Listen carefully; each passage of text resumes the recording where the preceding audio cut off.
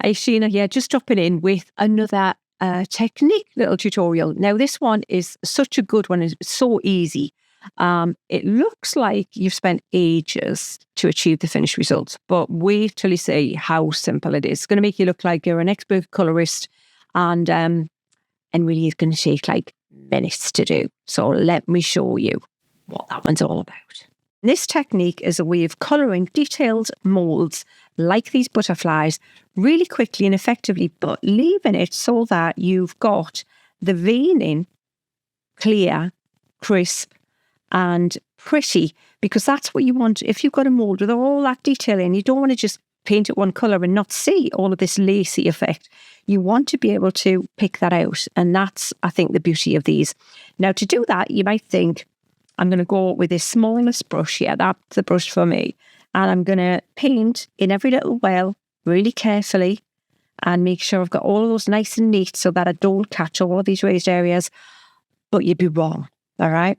We're going to park that brush. That is not the brush for us. This might be the brush for us, but that likely could be the brush for us. Look at the size of it. It's huge. So let me show you what we're going to do and what we're going to use. So you definitely need a watercolour brush, a good quality brush. Okay, so we've got the brush there. Then what we want is we need some kind of the product we're going to use. And I'm going to show you the three colours that I've got here. The three, if you haven't bought any of these yet, what I would say is start with marigold, cobalt blue, hue and hot magenta. If you've got those three, you have got basically processed colours. So technically with those three, you can make any colour. Those would be the three that I would tell anyone any day of the week to purchase, because you can even make a skin tone of them, believe it or not. There'll be future videos about mixing colours and you'll see how that works. That would be my basic set. And these are fabulous, these water-based inks. If you want to add another ink to your basic set to get you loads more variations, muted tones, and lot more to play with, the dark walnut. Because if you mix dark walnut with that cobalt hue, you're going to get kind of a really dark greyish colour as well, nearly black. So that's what we're using. I've already got it in the wells here, ready to use. And don't worry if they dry up, because if they dry up, you just re-wet them. And I've got my water container. Just see the water shimmering there, just out of shot. Try and bring it in a little bit for you. And this huge brush. Now, I've got a few butterflies ready. I've got this one here, and I've got this one here. And the difference is obviously the colour. Now, if you want it to look kind of porcelain-y, and if you're using warm colours like this butterfly here, can you see how dark that one is? It's even darker than this. It actually looks really pretty if you're using autumnal colours. Oranges, reds, browns, rust colours. If you're going to put some gold on there, that's lovely, a really nice one to do. Now, to create that, I started off with the basic white modelling clay, the paper clay. All right. Now, what I did, though, was I added the tiniest bit bit of orange and brown. And I mean, like, if you've got a chunk of white like that, right, the bit of the brown and orange would be half a pea size to add to that size. It's the tiniest. You can always add more. It's incredible how little you need. So let me show you how we're going to do this. The other thing you're going to want is some, I like to use like a water wipe. All right, like a basic, the baby's water wipes. Baby wipe would do as well. Even a piece of kitchen paper, damp kitchen paper, also works brilliantly. So what I'm going to do is I'm going to take my brush. Now these are concentrated, and I'm going to use. Let's use all of them. Let's just do it. Let's just go for all of them. And I'm going to take some yellow and I'm going to water it down quite a bit, and I'm just going to go over my butterfly like this. I'm going to do one wing at a time. Now I'm going to take some pink and I'm going to pink. Now what'll happen here is you should get a transition of orange, because yellow and pink make orange. So can you see how that's colouring that there? So we've got that really nice transition. I'm going to go a bit more pink there, a bit heavier on the pink, and I'm going straight over those veins in the butterfly's wing. And then let's do the blue. Let's do a bit of blue at the end. So darker at the end, starting really dark. And now what's happening is you're getting your basic colour mixing going on. You've got your gorgeous blue and the very tip, but then it's going to go into purple because you're mixing blue and magenta, which basically is your blue and pink, and that's what's giving you purple. So just by doing that, you've got that really pretty transition there. You're going to take always have some kitchen paper handy as well to clean your brush, and have loads of water, because these inks are mighty powerful. Just saying, your water's going to get contaminated pretty quickly. So just be aware of that.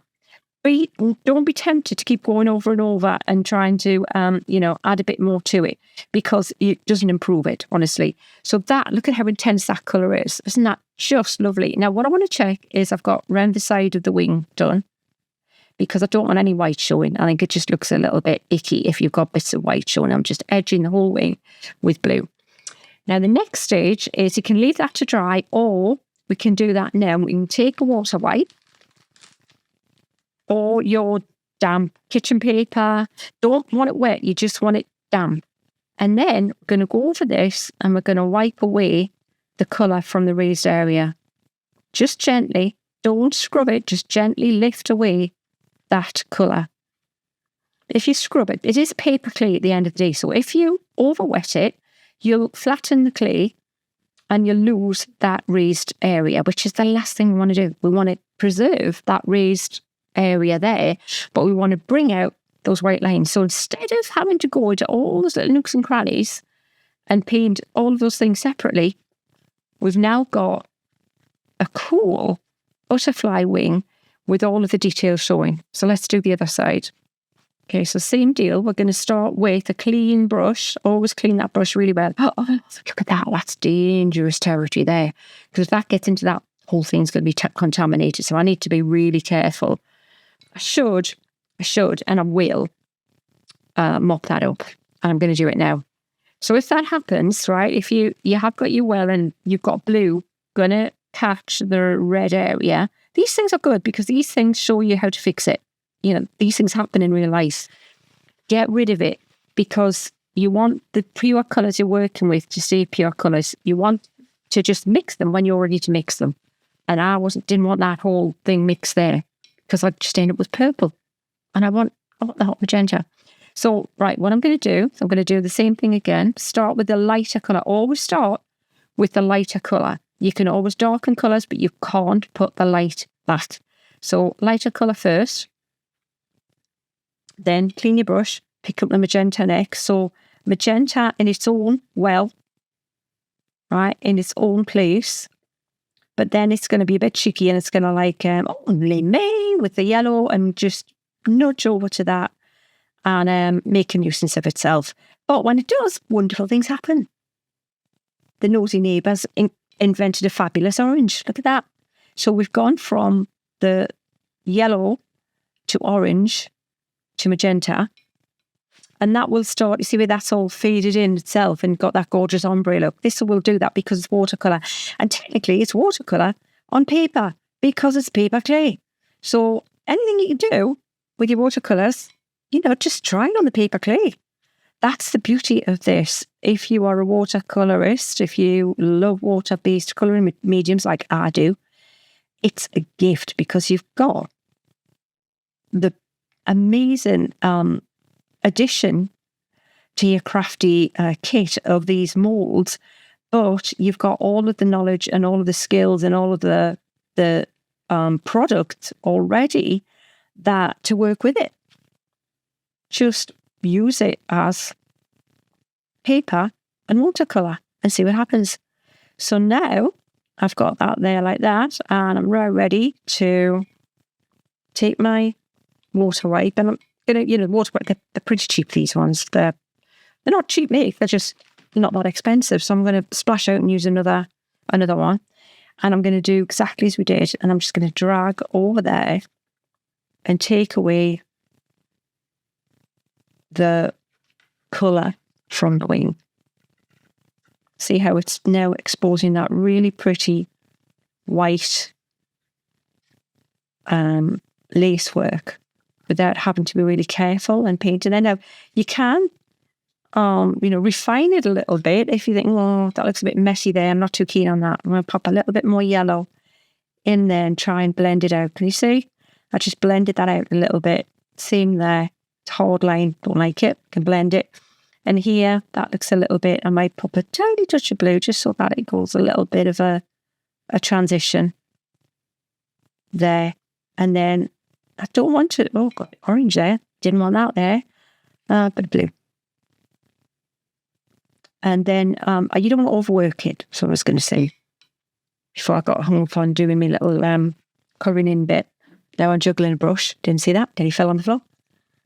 And I'm so professional. I didn't tell you that. But I did. Knowing I'm on a log. Just saying. You'll find that. Yeah. Okay, so we've got now really pretty butterfly with all that lacework showing without having to be careful with it. Now, what colour are you going to colour this middle bit? I think we should do it like a neutral colour. So I'm going to take some blue and then I'm going to take a little of that brown and I'm going to mix them together. And what I should get is a really dark, it's gorgeous, a lovely petrol blue I've got going on at the minute. Can you see? And then it goes like a dark grey. And that's where I'm going to go with that. I'm just going to paint in like this. Not too much, just be careful. All right, like that's pretty good. And I once called these antlers on TV. And so the forever now will be antlers. And then you've got the body painted. But it's got no detail. That's all right, because what we can do, get the baby wipe back. And then carefully just drag that across. And then you've got all that nice detail in the centre. And even its head, the detail in these things is just unbelievable. Look at that.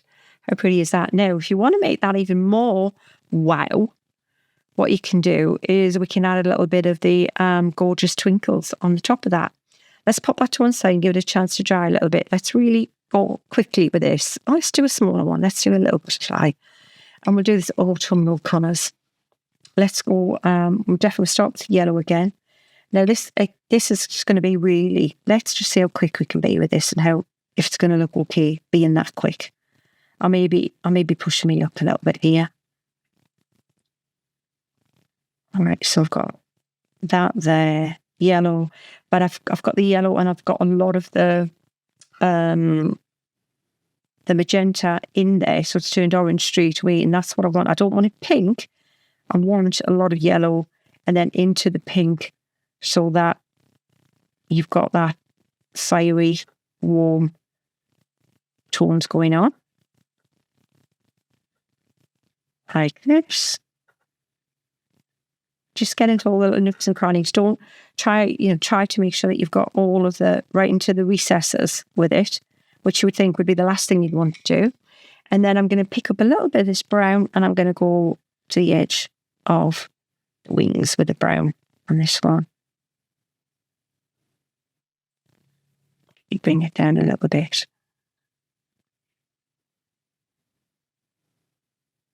And you know what the best thing to wash your hands with when you've done this? With a dye-based product?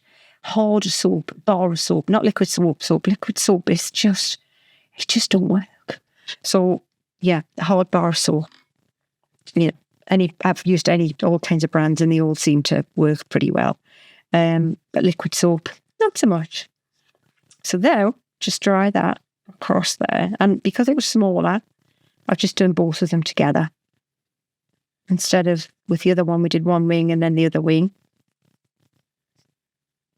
And then you've got the pretty details showing.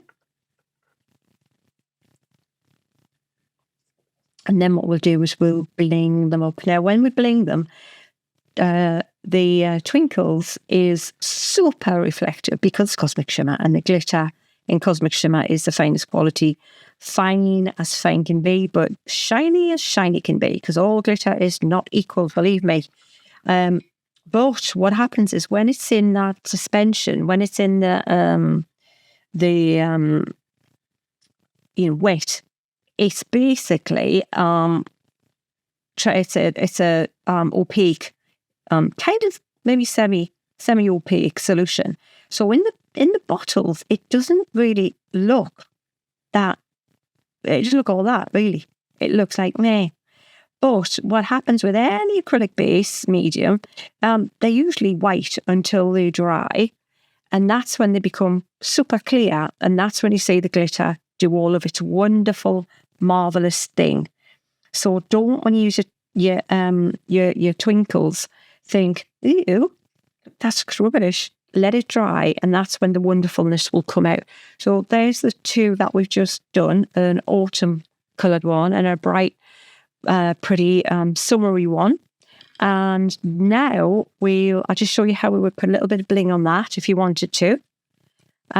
Less is more. Don't go over the top. The thing is with these, you see, look, you've got all that super fine. Camera's trying to get in there here. Let me try and do that. You see the glitter in there.